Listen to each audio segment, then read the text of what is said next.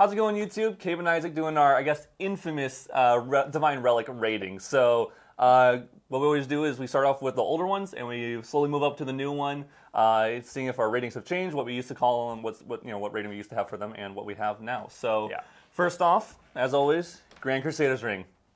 It's a great card. 5 out of 5. You can always throw it in. Yeah, it's been the most used for a reason. It still will probably continue to be the most used for like a long time, I think. It's got some competition now, for sure. Yep. But yeah, GCR is great. When you want to draw a card and you just need to draw a card, your hand is dead, whatever it might be. You need to regain a little bit more resources for aggro decks. It's a great card. Yep. Next is Quicksilver Grail. Probably our most infamous rating. 100%. Which is funny because at the time of release, it was correct. We still stand by it. At time of release, it was a 2 out of 5. 100%. Now, my rating, I decided we would talk about this, what we consider mine, actually, I would consider it a 4 out of 5. Yeah, like we said in our original rating video, this card was a 2.5 back then, but can absolutely have the potential to grow. Mm-hmm. And a lot of people forgot that we said that, whatever. But I would think like it's probably a 4 out of 5 as well for me. Yeah. I think that there's actually a lot of strong applications for QSG that aren't being played in the meta right now. Yeah. But I was messing around with QSG back when I was like really on Tristan. Mm-hmm. And yeah, like putting like a Blinding Orb or Chalice of Blood or something like that underneath it. I definitely took some games strictly because of that interaction. Yeah, 100%. And it felt really, really strong. And we haven't really seen a lot of use for it outside of the Sylvie standard right now. Yep. Sylvie meta. Sylvie just has so many regalia that can be used really well with it. Yeah. Not necessarily in a like tricky way, like most people kind of view Quicksilver Grail with, but just in a like strong like value. Yeah, in a value way. So which is funny since GCR is the other option, but it just works better in Sylvie. So yeah. QSG, I would agree with your rating, and it's only going to get better over time. Yeah, 100%. Next up, we have Temporal Spectrometer. Cover your ears, Dan. Yeah, so hasn't really seen play in the current past meta. Yeah. I don't expect that to change. I think, unfortunately, it's going to be outshined by QSG, Grand Crusader's Ring, and maybe a third, where while it can gain you value, it is a very risky value. And with, I would say, the cards that we've seen, the spoilers we've seen for A and B, people are going to want to run some type of Regalia hate. Yes. Yep. And because of that, if you're running Temporal Spectrometer and people are running Regalia hate, it's going to really feel bad. Yeah. So. Yep. Regalia has just become more and more important over time. Yeah. And I think that if Temporal Spectrometer was released in DOA, it might have felt insane. Yeah. Sure. Because really the only relevant Regalia back then were like swords. Plus it would be the only Divine Relic. Yes. I mean, that is true. But yeah, I have been in a tournament situation where my opponent did get all 3 counters on Temporal Spectrometer and went level 3 for free because of it. And I remember winning that game because they had to take a turn to materialize Temporal Spectrometer, and they got to 3 with a ton of cards in hand, but couldn't do anything about it. Like, the tempo was out of their play, and so the tempo of Temporal Spectrometer has always been finicky, and yeah, it is very, very volatile, very risky. And I think there's also the application of, like, with Dungeon Guide being so prevalent, and also getting a reprint that we've known about, it's really awkward to try to use Temporal to gain its biggest value, which is going to level 3, because you have Dungeon Guide, which is already giving you some value from going from level 2 to level 3. So you want to use on level 2, so it's only giving you essentially 1 benefit over GCR, essentially. If you got 2 counters on it, but you're taking, again, turns to do so, or making sure you have to tap it or whatever, and not getting destroyed. And then, on top of all that, I feel like it would be better, or we could see more play, and we still might, depending on the new Regalia we're getting, is that there's no large costing Regalia currently in Grand Archive. Sure. The highest one is Sealed Blades, whatever. Which has to be used with floating memory. Exactly. It doesn't even work with that. The next ones would just be 2-cost ones, which there's only a couple of those as well. So, yeah, long story short. Once Temporal can be used for things other than level 3 champions to gain a lot of value, I agree. It probably would get a little bit better. So it's going to be a little bit of a Quicksilver Grail caveat where like this card definitely could get better over time, but it has less chances to do that than QSG and some of the other ones. Definitely, I would definitely agree. I'm sorry, Dan. I am still going to give Temporal Spectrometer a 1 out of 5. I can't. It sucks. It's a cool card. It's a great card, but it's not a good Divine Relic. Not yet. So, and then then the most recent Divine Relic, except for the new one, is of course backup charge. No. Oh, that's right. Mercurial Heart. That's right. So, some reason Mercurial Heart got outshined. I don't know where that went, why that happened, but yeah, I mean, Mercurial Heart. It's probably sitting at a 1-star. I know you gave it a 2-star, I believe, hoping there's some hope. I gave it a 3-star. Oh, you got a 3-star. Because, and I think I said, like, this kind of does obviously depend on how well automatons do. Sure. And from our spoilers from the last set, I definitely thought automatons were going to do a little bit better in the longevity of things in this meta. They had a great showing at first, but they did die down, and to be fair, I don't even think those automaton decks ran Mercurial Heart, so I was just wrong overall. But yeah, I definitely had a little bit more hopes for that Divine Relic just because of how the set was themed and how all the spoilers looked. Just didn't end up panning out. But yeah, I mean, definitely was wrong about that one. Again, if we see more automatons, a lot more power cell synergy, something where, like, putting something out, like grabbing a power cell from your deck with Mercurial Heart onto board does some amazing effect. Yeah. Then maybe we'll see more. It might see play again, but I think currently it's just not where it is. So probably 1 out of 5 stars for that too. We're definitely going to update to 1 out of 5 stars, both of us. And now at least it's on the same level as Spectrometer. It definitely was an injustice to put Mercurial Heart 2 ratings above Temporal Spectrometer. That was a little but now we actually get to talk about the one everyone came for. The one everyone came for, yeah. So you're probably catching up right now if you just click the timestamp to get to the meat and bones of this thing. So, Imperial Seal. Really cool card. Really neat to see that URs are getting the full art treatment now. So it's going to be very exciting to hit the URs from the box. It's a really nice full art card, a lot of colors and everything. So it being the Divine Relic is going to be, like, I think a really exciting card to pull no matter what. And I also just want to say, I would never have guessed this was going to be the next Divine Relic. Sure. I don't know, like, the Divine Relic design space, to me personally, seems kind of, like, limited. I'm not really, like, sure how much, like, further they can keep pushing it.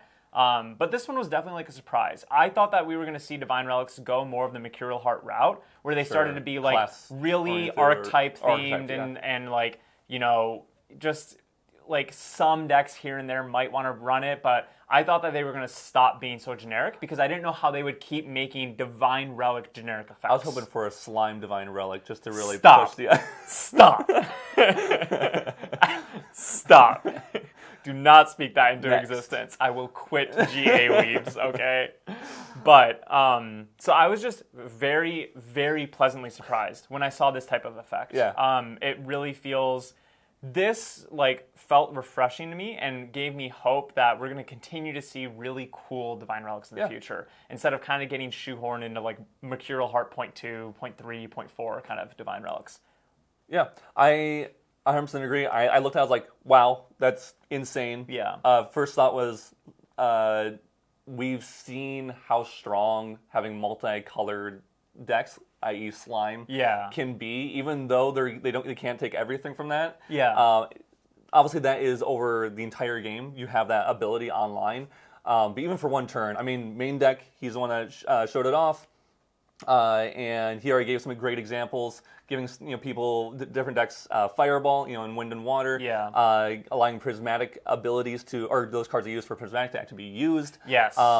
Those are huge things, and a lot of times you just need it for one turn to get the win. So, really cool card. I think this, obviously on our generic scale, and for those who don't know, it's down below in the description, but 5 stars means it is a complete meta changer or game changer in terms of how people think about the game / play around the game, play around decks, whatever. So in terms of power, in terms of, like, our rating, it's a 5. Sometimes we mix these star ratings a little bit more here and there. I think as an actual power rating, I would give it more of a 4. 4 is also, I mean, it kind of makes sense. 4 is like you build a deck around it, with it in purpose in mind. I think you can build a really cool. I think this allows for a really unique design space, which I always think is really fun in any card game. So. I guess I'll move on to your ratings before I talk any further. Sure. So yeah, going off of like our scale that we've used to rate cards, which is basically like meta defining and stuff like that, I would give this like the strongest 5 I can possibly give. I think there's so many implications with this card that we have not realized yet, and no one has. But some of the first like kind of high level things that I think about is, you know, when you're sitting in a game, very often you're trying to think of like what your opponent can do on their next turn. You know, like, do you need to play a little bit more reserved, safe, or can you like go for a kill, whatever? You know, now when you're sitting there and you're sitting across the wind deck, you might be looking at the Safeguard Amulet in your deck thinking, oh, I don't need that. I'm playing against wind. What are they going to do? Tempest Downfall me? You know, like, I'm fine. I'm never going to bring out Safeguard Amulet in this matchup. And now, against any wind deck, you have to sit there and be like, do I need Safeguard Amulet? Did they use GCR or Grail? Yeah, exactly. And so like it's going to really like open up the routes that you can possibly play around. And so it's going to be potentially really hard to play around what your opponent is doing. And I think that that's a really important consideration to know with this card entering the pool. And then on the opposite end, as a player, you might want to intentionally withhold your Divine Relic longer. And I think that's a really cool new aspect that's going to come into this game, because beforehand, you know, when you're playing a game, it doesn't really matter when you bring out your Divine Relic. You know, like, it's not something that you're trying to hold that information from for your opponent. If you have Grail or GCR, like, I'm not going to play differently most of the especially time. if there's early on the meta. Yeah. And if the meta's not like settled, and then if there's different variants of a similar deck. Yeah. That's where it really comes up. Because like if we're sitting here playing Slimes, this is probably not the greatest example, but you know what's in my deck, and because everyone's playing the exact same Slime deck, me with 5 cards changed, you know. Yeah. But if there's a different variant of Slimes that also started Slime Spirit and also did other stuff and had something different kind of end game, you wouldn't necessarily know which one you're playing against until they brought out the Divine Relic that had that change in it, that made that difference. For sure. And I think that, like, one of the really cool things about this is just how teched it can be. It is not a Divine Relic that only works in one strategy, that you have to, like, you could bring a, you know, copy-pasted first place Ascent winning deck and change GCR to Imperial Seal and throw in 4 of some random card. Yeah. And then surprise your opponents with it, you know, like, and so I think that that's like just so cool, is it just really, really opens that up. And so intentionally, like, holding your Divine Relic is going to be a very important thing to consider, because it's going to force your opponent to play differently. And I think the fact that, like, it is actually going to manipulate gameplay just by existing is just unreal, and really, really impactful. So that's why it's the strongest 5 I could ever give on our scale. Now, on an actual power scale, just rating this card in a vacuum, just looking at it and saying how strong is this effect, I've never struggled to rate a card more than this, honestly. Quicksilver Grail was not obvious to us right away. We had to really think about it. We had to play with it a little bit, and really like discuss it to figure out where we really stood on that card. And it was very like hesitant to say 2 out of 5 when we made that original video. Because a lot of people in the community were talking about how great it was. And we were like, people said you're not going to play Grand Crusader's Ring ever again. Yeah, and we were like, what are we missing? Yeah. You know, like, and so that was like definitely still hard to figure out. But we gave it a power scale, felt very confident in it, and we were right. I just wanted another reason to say that bring it back up, you know, make sure people know. But I really feel like whatever I say today in this video could absolutely be wrong in a week from now. You know, like the implications with this card are just so wide open. There is almost an unending range of possibilities, but none of them might be strong enough. So it's like this card might be the card that everyone plays, right? No other Divine Relic ever sees play just because of how versatile this card is. Yeah. But also, like, that might not matter. It might just always be better just have a card draw with GCR. You know, like, so it's really hard to rate. I think so. I think the funny thing is, with all, I guess what's your... I'm going to cop out and just give it the same rating as you and say 4. Okay. Because, like, I do think it's going to just be so strong. Yes. But... Granted, it could, and also we haven't seen the rest of the set. Yes, we've seen very very important and so part. Yeah, there can be so many other cards. Also, I mean, since Fireball and mages are a thing, yeah, like this is going to be our third mage, Kong Ming. Yeah, we have Rai, we have Merlin, and we're gonna have Kong Ming. Yeah, having Fireball and giving access to any of the other colors, just Fireball alone, which all those mages work on levels. I think that's where this is just going to have to push those decks into this card into that rating of 4 probably. Yeah, Fire Mage has dominated the meta before, and it has always pushed out the other elements. Yeah. I've explored Wind and Water a lot. Not Water as much, but I know a lot of people have explored Water Mage. And they always feel incredibly strong, but they always struggle with the win condition. And so, yeah, just going... Usually, historically, mages have a lot of draw support, so giving up your GCR slot might not be as impactful as like other strategies. Yep. And so, yeah, having just a Fireball enabler, which is definitely, I think when people see this, people see this card right now, it's definitely the first thing that comes to mind.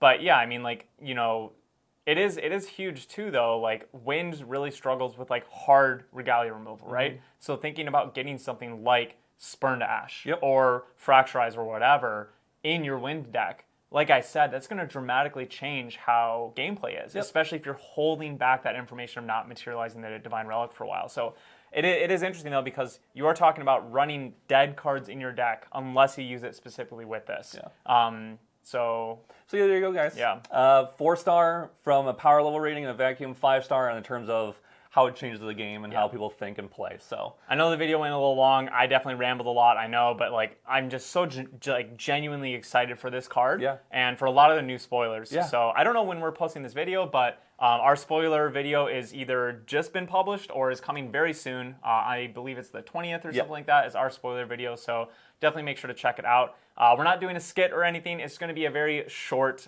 video. We're just going to jump right into it. It's literally, so all the people that don't like all the frivolous stuff, it's going to be the perfect video for you. And I think that's all we have today. So we'll see you guys in the next one. Peace.